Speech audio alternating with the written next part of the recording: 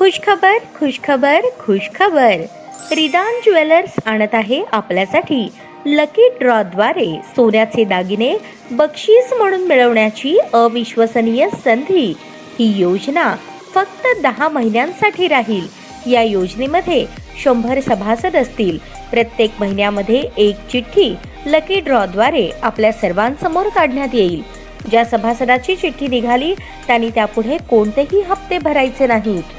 दरमहा 2000 रुपये भरा व लकी ड्रॉ मध्ये आपली चिठ्ठी निघाल्यास 20,000 रुपयांचे सोन्याचे दागिने बक्षीस म्हणून मिळवा.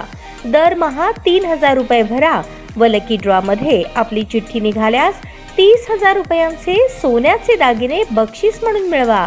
दरमहा 5,000 रुपये भरा आणि लकी ड्रॉ मध्ये आपली चिठ्ठी निघाल्यास 50,000 रुपयांचे सोन्याचे दागिने बक्षीस म्हणून मिळवा.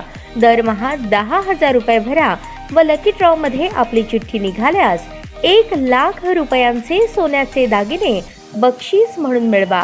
सर्व दागिने 20 व 22 कॅरेट शुद्धतेच्या हमीचे व हॉलमार्क शिक्क्यासहित देण्यात येतील.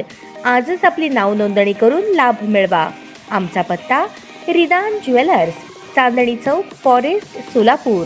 संपर्क शाबाज हुंडेकरी 86 248 780 06. जाकीर शेख 74 99 10 12 86. नियम व अटी लागू.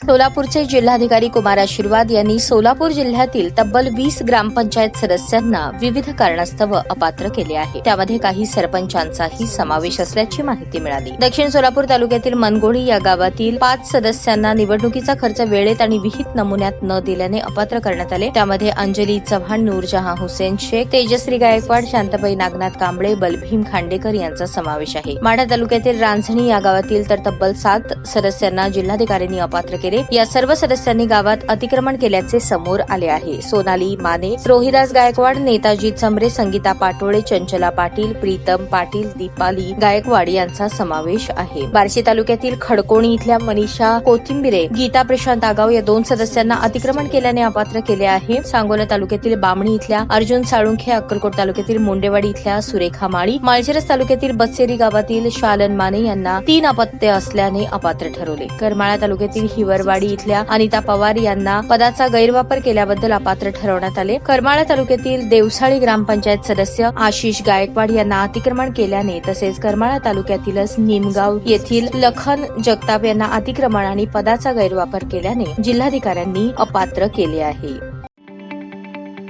ताज्या बातम्या पाहण्यासाठी प्राईम महाराष्ट्र न्यूज चॅनलला सबस्क्राईब करा.